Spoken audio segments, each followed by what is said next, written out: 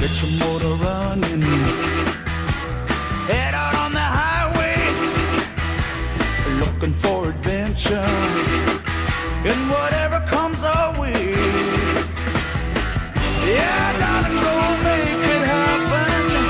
Take the world in a loving embrace. Fire all of your guns at once and explode into space. I like smoking lightning. Heavy metal thunder. Welcome to the special edition of Wrestling Talk. I am your guest host, C.R. Solis. As you can tell, Juan Wapo is not hosting the show today. This is his show.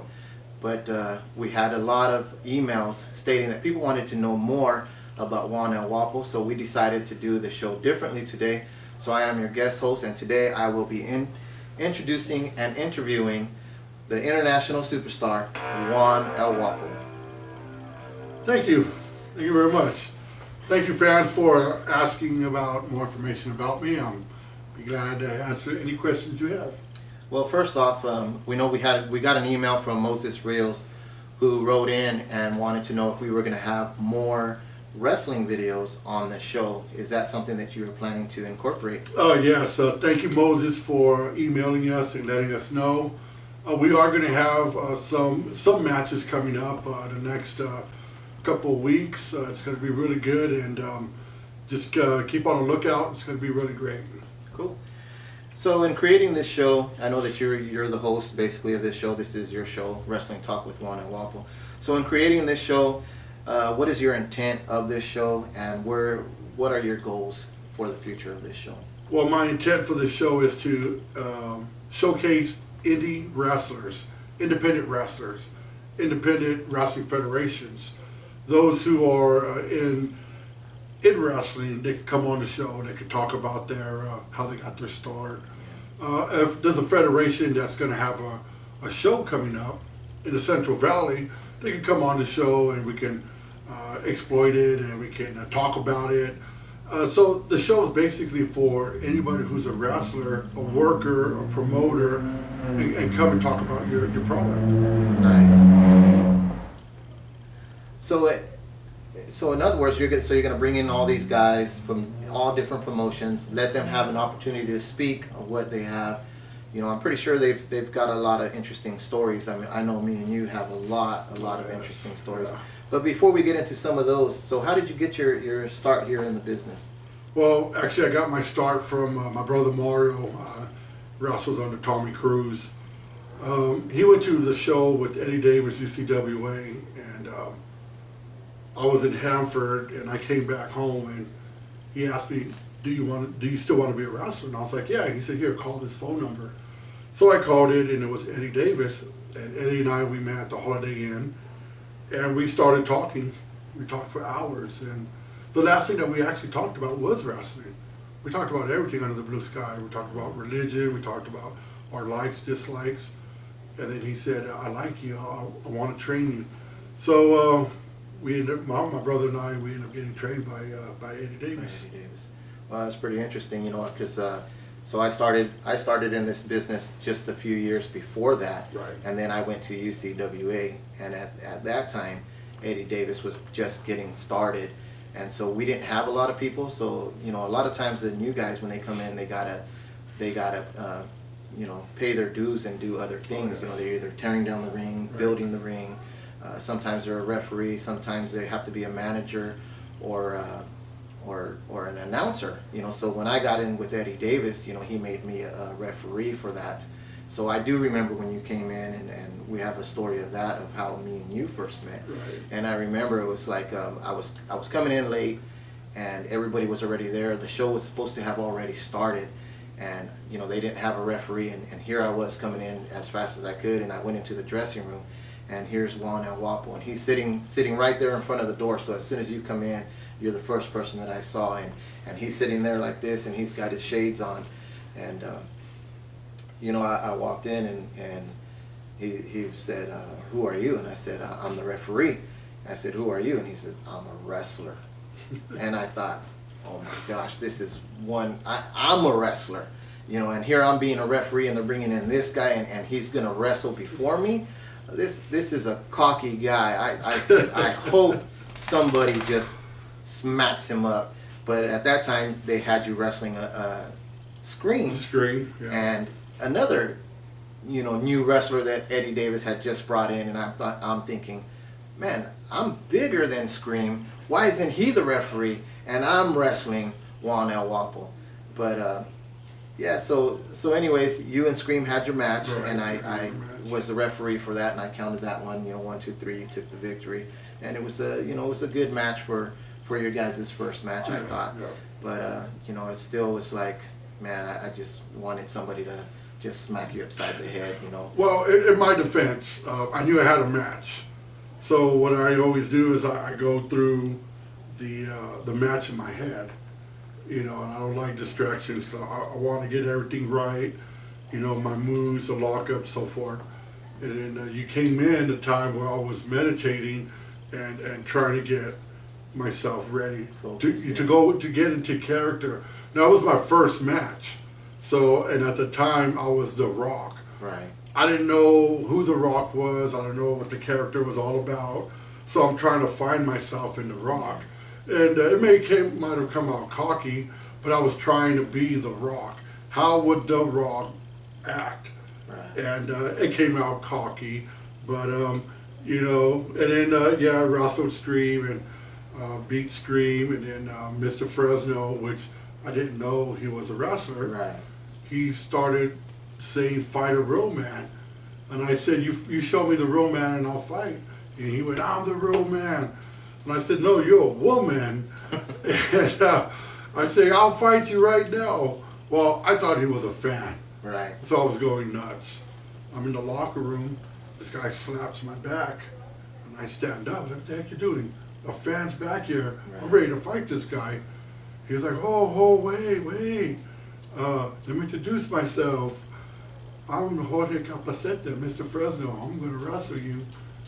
And I ain't ashamed to say that guy put a beating on me. Yeah, I was the referee for that Yes, match, you were. and I remember that. I don't know if you probably weren't paying attention to me, but I had the biggest grin because I was like, yes, this guy is really going to take it to you and teach this young punk here, a thing or two about wrestling etiquette and the business. And, so I managed, I refereed it, and I was straight down the middle, you would pin him, and I'd 1, 2, 3, and I wouldn't even get to 3, he would kick out, and then he would pin you, and again, 1, 2, and you would kick out, and it just kind of went back and forth for a little while on that, and but eventually you did take that victory, and I was disappointed in that, but Well, CR, I think right now your ponytail is a little too tight, and it's messing up your memory. True, when I would get pinned, George would pin me, and CR Solis would count 1, 2, and then I would kick out. But when I pinned Mr. Fresno, you counted 1, 2, and then George would come out, kick out, and I'm like, "Whoa, why are you counting fast on me and slow on him?" And so that happened throughout the whole match. And I kept telling him, "Hey man, you're counting too fast for me. Let me do my job. I'm doing my job. Let me do my job." So we did the match, and actually it was a draw. It was a 45-minute draw. oh yeah, It was a draw.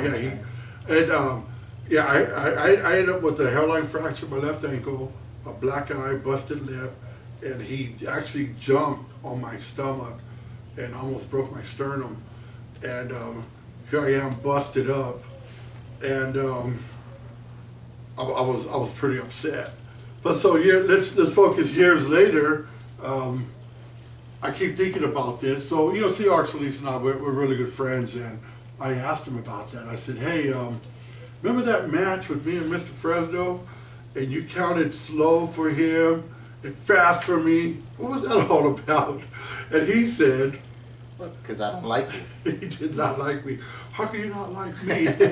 Well, to be honest, I did. When Mr. Fresno pinned you, I counted as fast as I could so he could get the victory. And then when you pinned him, I did. 1, too. But at that time, you know, because I'm a very blunt and honest guy, if you ask me, I'm gonna tell you the truth. True. And I said, you know, because I don't like you, you know. But I mean, we became brothers after that. Brothers, and, yeah. You know, we made a great bond from that time. Yes. And even Mr. Fresno, you know, you and Mr. Fresno became good friends, and Yes. and I believe you went and trained with him. Yeah, I did. In fact, I was back in the locker room tending to my wounds, and he slaps my back again. I don't know what this deal with slapping. And I was like, dude, what's the problem? He's like, hey. He said, you're tough. I want to train you. And I was like, okay. So he trained me here in Kerman, and along with Haricona Mendes and Gran Marvin. Right. And they trained me lucha libre style. Yeah. And man, they during the training they would put a hurting on me. They Right. would really. And then Tommy Cruz went out there and Right. brought him, and you also And went out brought me there. out there as well. So we all were training the lucha libre style, learning all the flips and rolls and all that. And it was quite an experience. Yeah, some interesting times back there. I mean, we had some good times in Kerman, training and with those guys. So, like, background-wise, what else did you have background-wise besides just the wrestling and the lucha styles? Is there any other background? I have some boxing I took up when I lived in Sacramento. Took up boxing for a while, and then it was fun. I think I had 5 fights, and it was all right.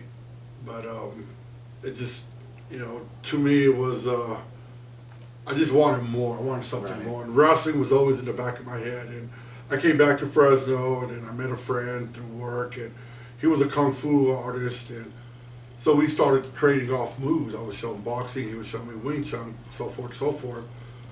But just wrestling was still in my blood, and any chance I got, I would wrestle. So I kind of mix everything together and try to use it. And sometimes I remember using it one time in a little mixed martial arts and wrestling, and the guy got mad at me. Like, what the heck is all? What are you trying to do? Like, I'm just trying to have a good time, you know. But that's about it, you know. Wow. Yeah. And it's quite interesting because a lot of these wrestlers, they do have another background. Right. You know, such as myself, you know, I did boxing when I was in junior high, and I loved to wrestle. I was in track in school, and so, you know, my cardio at that time was really, really good. But, I mean, you know, bringing that into the wrestling, everybody's got such different backgrounds Right. that sometimes it creates conflict. And I know, like, for myself, you know, I've had backroom issues with Rampage. You know, me and Rampage went at it one time. Not went at it as in that sense, but I mean, we did come face to face and had a few words. He felt that my girlfriend at the time disrespected him and the new age era, or whatever his New era, yeah. the new era, and I felt like he disrespected her. And me and him had some words in the dressing room after the show. And I remember that he had called to you, and I was like, what's John going to do? John ain't going to tell me nothing, because, you know, everybody knows that when, you know, I'll let you say what you got to say, but then I'm going to say what I got to say. Right. But once I'm already beyond that, you know, we're going to end up fighting. That's what it's going to come down to. So I'll end up having to walk away or something. And even like the incident in Walmart where I wanted to fight somebody, the American Gladiator. Yeah, American Gladiator. And, yeah. that was a crazy time, and you even had to grab me and Yes. pull me out of there. I had to. Yeah. You know, seriously, once you get to know him, he's a great guy, lovable guy. But if he's angry, you know, there's nothing can be said or done. You can grab him, but he's going to fight you as well. And that American Gladiator guy in Walmart just was running his mouth, and it just pulled the trigger with you. And I remember you were trying your best to get this guy to stand up and fight you, and he wouldn't. Right. And I think any guy in the right mind would have stood up when you said, I'll kick your baby in her head if you don't get up. Yeah. And his wife jumped up, grabbed the baby, and ran It out. ran out, yeah. And you grabbed me and basically picked me up and carried me out. But I know that the store manager at that time had went and was, you know, concerned, and you had went and talked to him and told him that it was it was a work thing, yeah. even though it wasn't. I was on kill mode at that moment. Yeah. But have you had any incidents like that yourself, where you and somebody else clashed, maybe, you know, not inside of the ring, but backstage, or had that type of drama? Yeah, you know, I was thinking back about stuff like that, and there was one guy, I don't know if you remember this guy, Mr. Happy. Yeah. I was going to wrestle Mr. Happy. I think he was a California West Coast champion or something. And I was going to wrestle him. And he put me to the side and he said, "You can't kick me, you can't punch me, don't body slam me, no this, no that." And I said, "So what the heck am I going to do?" He said, "You're just going to get beat." Right. So I was upset. And I went to Eddie and I said, "Hey, Eddie, this guy." So Eddie gave me a lesson real quick. He said, "You agree with everything in the locker room, but when you're in the ring, it's a whole different story." Right. So I did everything I could possibly do to this guy in the ring. And then when it was time to take it home, he did his move, pinned me 1, 2, 3, rolled out, went to the locker room. He came, it got in my face, said, "What the heck was all this?" And I was trying to be calm because, you know, I don't really like trouble, but he pulled my trigger, and so I was in his face, and him and I were going to go at it, and he was trying to break us up, and I'm like, "You know what? Now forget this guy, Eddie." I said, "Man, let's go back in the ring. We can handle this right now." Yeah. But you know, and there was one as well. A lot of people don't know this. I'm going to share this. Eddie and I had a confrontation. We came close to blows. Right. As close as Eddie and I was, you know, we had a disagreement, and it got to the point to where we stopped talking. Yeah. We were going to fight each other. Sandy was in the middle, saying, "Oh, you guys are brothers," and it was pretty bad. But you know, after a while, we ended up making up, and then that's when he was with World Grand Prix Wrestling. Okay. Called me. We made amends. I went to Porterville to wrestle. We did the TV tapings there, and I got to be on the card. I was the main event and going over Eddie. Wow. So, but yeah, that's probably more, but I really can't think when you're on the spot. Yeah, you know, and that, it's funny that you bring that up because, you know, for you and Eddie to have that connection, you know, I didn't know that you guys, you know, I knew there was a time that you guys had fell out, but I didn't really know too much about it because me and Eddie we're not close ourselves. But I just feel like when you have that fallout, and if you guys continue to be friends after it, it just solidifies that bond of a brotherhood. Because you and I also had that same issue where we didn't talk for that period of time. Right. I remember my son went to NAW, and I went to NAW just as a spectator to watch, to see how my son's going to get treated, to see, and Rhino would always invite me in the ring to show some stuff, and I would always decline. But finally one day I did. You know, I went in there and I started training, doing some classes. They asked me to wrestle, and then I said, okay. We wrestled here in Fresno by the Roding Park, and I remember you were there, and I was talking with you, and you were upset at me, and I was couldn't know what, didn't realize why, and then you were mad, and I was like, you know, what's going on, and you were like, then you told me, you know, and the people were looking at us like, these guys are going to fight. Is this part of a? And he was, you know, Renee was mad. I tell you what, if Renee is upset, leave him alone. You know, he's because if he's going to tell you, he's going to explode. Right. And so we stopped talking. Yeah. We stopped talking for a while. And it's funny because, you know, I've had that issue. I know, like when one of Eddie's shows too, Mr. Fresno was fighting. I can't even remember his name, and it was basically a shoot fight, and I tried to jump in the ring, and I think you guys were trying to stop me from getting in the ring. Right. But yeah, I mean, we've had some crazy moments. You know? Yeah, I remember that. We were all right there, and he smacked you or something. Right. He tried to hit you. Because I tried to jump in the ring, and he went over the ropes. Yeah, and that was it. And that was the time when Eddie and I wasn't talking. Oh, that's right. We was not talking. So that was actually like a setup. Right. Try to get me in the ring and all that, and I smelled that a mile away. But it was funny. We got kicked out and went home, laughed about it. Yeah. You know, but it was It was funny. I thought it was funny. So I know you've talked about UCWA, wrestling for UCWA and World Grand Prix, but what other federations have you wrestled for? Oh, I wrestled for, I want to say, the guy, the American Gladiator, I think his name was Domingo Cristobal. Extreme Wrestling Alliance. Yeah, Alliance, yeah, EWA. I wrestled for WPW out of LA, World Pro Wrestling. I wrestled for Food Throttle. I was also the promoter and general manager of that. Currently, I'm the heavyweight champion still for Food Throttle. And a little Ricky Deeks places. I wrestled in Missouri with Eddie, his federation over there, and in Texas, just south of San Antonio. It was a small little federation I wrestled. I can't remember the name of it, but I got to wrestle there Friday, Saturday, Sunday. So it was. I've been through quite a few of them. Right. And, just you learn from all these different people, and it's. And you make friends and you lose contact and stuff like that, but some promoters could be really bad. And, right. Yeah. and that's one thing I try not to do is to be like that. I want to be up and honest with everybody. Right. I hate drama. I don't want no drama in my locker room. If there's drama, I'll kick you out. Yeah. Goodbye. And that's good because like when I had 5-Star Wrestling, I know that we had a lot of guys who didn't have a name. And we were trying to build them up. Right. And, there was so much drama that, certain guys wanted me to get rid of certain guys. And I was like, no, I'm not going to get rid of these people. Especially when I was putting in all the money and nobody was really helping me money-wise. And I remember, one of the guys, he would do a clothesline. And the person that he was wrestling would always complain because he clothesline.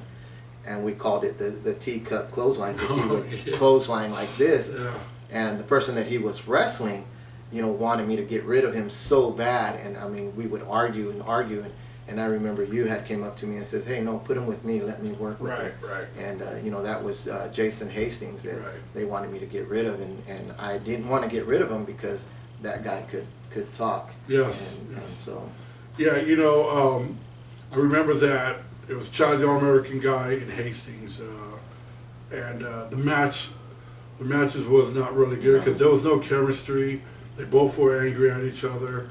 So I told Hastings, hey, look, after this feud, me and you are going to wrestle. You're going to come in because I think he was Agent Hastings. Right. He was a border patrol guy, and I said, so you'll come after me. You want to deport me because I'm Juan El Guapo, and then we'll have a feud. And because when I would work with Jason, everything was great, right. So but he ended up going to NAW, which was great, and he succeeded in NAW, and now I believe he has his own federation, right. CWA, and his mic skills are really great. Right. I give him credit for that. Yeah, and and when I had 5-Star, a lot of people say that 5-Star was toxic, and it wasn't toxic. What it was the people inside were bickering and fighting with each other. That was the toxic part of it. Right. It wasn't anybody that we brought from the outside, because we used North American Wrestling, yes. And we used also Mike Rain's guys. I can't remember. Power Driver Wrestling or something like that. And it was our own guys that were fighting and feuding. And so when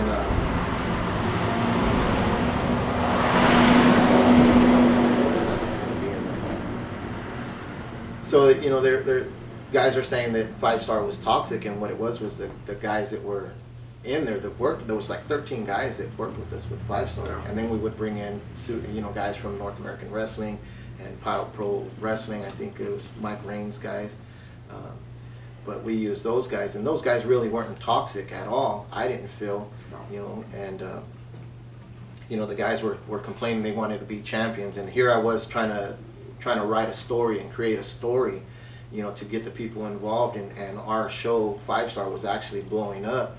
But then the two other companies offered the guys, hey, if you come jump over to me, we'll make you a champion. Right. And so you didn't go, you stayed with me. Yep. And everybody else pretty much jumped ship. Yeah.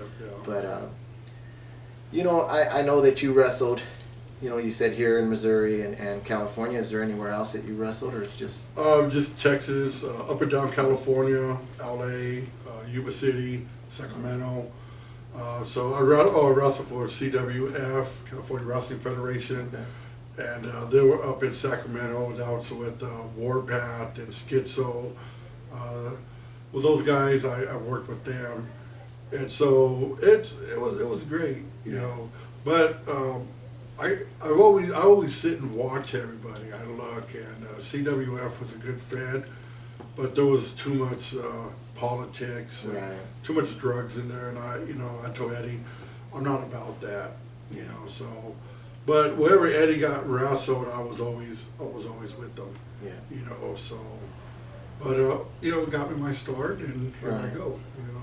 Yeah. And that's you know, so you've had a pretty long, good career. Good career. So are you still active? Are you still wrestling? Are you semi-retired? Or I mean, what's going on? For the moment, I'm not active. I put myself on the shelf. I have a ripped meniscus in my right knee, and I also have a pulled muscle in my quad, in my right thigh. So walking is very tough. So wrestling is not going to be at this time. Maybe next year when I'm healed up, I'll jump back in the ring. Rampage and I have been talking about tag teaming together and going after the belts and showing these young guys what true champions look like. So we're ready. We got some works coming up. There's a new belt coming in that I would like to go after to add to my collection. But for the meantime, I'm not even training anybody. Wow. You know, so this is just the only thing the wrestling I do is this wrestling show, Yeah. wrestling talk show. So, like on any of your previous guests that you had on before, are you planning on bringing any of them back? You know, or Oh yeah. In fact, last week we had Zero on, and Zero and I we talked, and he wants to come back on the show. Rampage wants to come back on the show. We have Hollow. He wants to come back on the show. We got guys. There's a guy named William Hollow, and he wants to come on the show. He's from up north. The Omegas from Sacramento. They show interest. And Mike Rain shows some interest. So there's quite a few names that out there. Some new ones, some familiar names, some new guys. So anybody again is welcome. You're welcome to come on the show. Email me at ucwawrestling2020@gmail.com. Love to have you on the show. wow, that's interesting. Yes. So now that you're not really wrestling or training anymore, what is it that you do now? Well, now I just do the show. I stay home. I spend time with my wife. That's about it. Just You know, I heard that you're a very prominent member of your community, and you're into church, and Yes. you do teaching. So if anybody has any prayer requests or anything, you know, this is the guy to go to. thank you. You know, you do Bible studies, I believe? Yeah, we my wife and I were pretty active in our church. We do Bible studies on Facebook. As I was telling Solis earlier today, I'll be preaching in a church in 2 weeks. A friend of mine's wife just passed away, but before she passed away, she told me, she was like, I need Bible study. Give me a Bible study. Yeah. So I said, sure. So I was doing a study on Jonah in the Bible, so I was talking to her about Jonah, and I said, next week I'll give you another one. Well, next week came, and the cancer just had her laid out. Wow. She couldn't move, she couldn't talk. I still gave her the message, because I know she could hear, she could hear me. But then a week after that, the cancer took her. So, but, I know she's in a better place, and she was a believer of the Lord, and I'm happy for her. Yeah, I also was told that you play the guitar and the piano. And Yes, I'm a jack of all trades. I play the guitar, the bass, and the keyboard piano. Wow. Yeah, it's my outlet. If I'm frustrated, if I'm angry, I'll pick up my guitar and start strumming. I'll be in the keys, playing the keys, and it soothes me. Something about music that calms me down. And my wife knows if I'm playing, she won't bother me because she knows I'm frustrated about something. Wow. Yeah. So is there anything else that you would like to, tell the fans that maybe we missed on this part? Well, folks, it's an honor for me to do this show for you guys. This show is for you, and again, I always throw out the email, UCWA Wrestling 2020 at gmail.com. And folks, I want to say thank you to Glenn and Linda. They left a message. They left a message for Hollow. They really liked Hollow. And thank you, Glenn and Linda, for emailing. Folks, just leave a message. Email us. Share this message. The YouTube channel. Share it. Like it. Comment. The more we grow, the more we can have more people come on the show. And like one of my guys that I would like to have on the show is Trip Rogers. Right. Yeah. I would love to have Trip. Trip, if you're watching, love to have you on the show. Contact me. Let's just make some arrangements. Yeah, I would also like to see Trip Rogers on the show. He's one of the guys that I like to heckle a lot, and I give him a hard time on Facebook. But I think he's a really good wrestler, Yes. and I think he'll go far in the business. He just kind of got to pull away from some people and show his abilities on a one-to-one basis. Yeah, I had him booked when we had Food Throttle. He was booked on, I think, four of the shows that we did, and just phenomenal guy. Right. Really, really great guy. Very humble. What I liked about him is his work ethics outside of the ring. Yeah. There was one time where we were going to get ready to set up the chairs, and we were at the school, Roosevelt High School, and he went looking for chairs, found chairs, and started setting them up. I didn't even have to ask him. Wow. I thought, wow, that's nice. He did the same thing in Selma, set up the chairs, tore down the chairs, helped tear down the ring. So this guy's phenomenal, and here's something that people really don't know. When I started bringing back UCWA, I called him and I said, I want you to be my champion. Wow. And he was, I accept. But, things happen, and, Right. the politics part, or whatever you want to call it. But Trip, love to have you, do a show, or even on the show. Come and talk with us. We'd love to have you. Right. A lot of these guys, on the independent circuit, they're not contracted to anybody. Right. So this politics stuff really needs to stop when it comes to the independent. We should really be helping each other and helping each other to get more known and more exposure. Right. I know that you said that you wrestled as The Rock. You started your career as The Rock. The Rock, yeah. And, you go by the international superstar Juan and Wapo. Yeah. But maybe some of these fans are thinking they've seen you somewhere before. So what other names have you used? Oh, wow. Okay, I'll go down the list while I start out. The Rock, D.A. Rock. And then I had to change my name for, some reasons. Right. Then I became the Latin Lover. When I was on World Grand Prix Wrestling, I was on TV, so I was known as the Latin Lover. Hated that name. Hated the gimmick. Yeah. So I started thinking, what am I really all about? My bloodline's in Texas, and I love country music. I love dressing up cowboy. And so I came up with the Texas Outlaw, Yeah. J.D. Longhorn.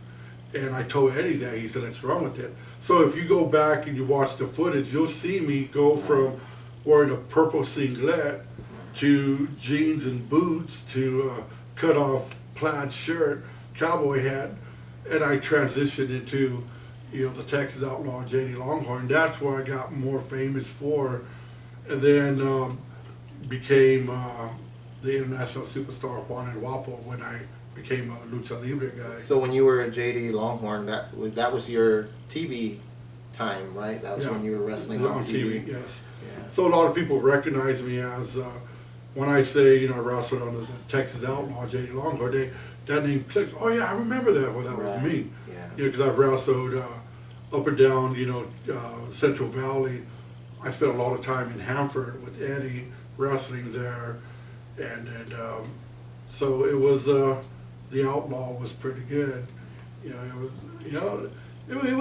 was a good character. It fit me. It was perfect. I didn't have to search for the Outlaw because I am the Outlaw. Yeah. Put a cowboy hat on me and that's it. So I know we're running out of time here, but Yeah. for the UCWA, what is in store for the future of the UCWA? Oh, we got great things in store coming for UCWA. We got, I don't want to do a spoiler alert, but Rampage is going to be challenged by somebody in his past. Somebody's coming up in his past, and he's issuing a challenge.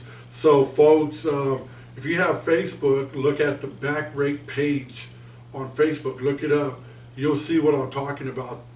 This guy, he's gunning for the Rampage title, and we have this Hollow guy is he's rising up right now, and he's hungry. He wants to wrestle. He wants to destroy people.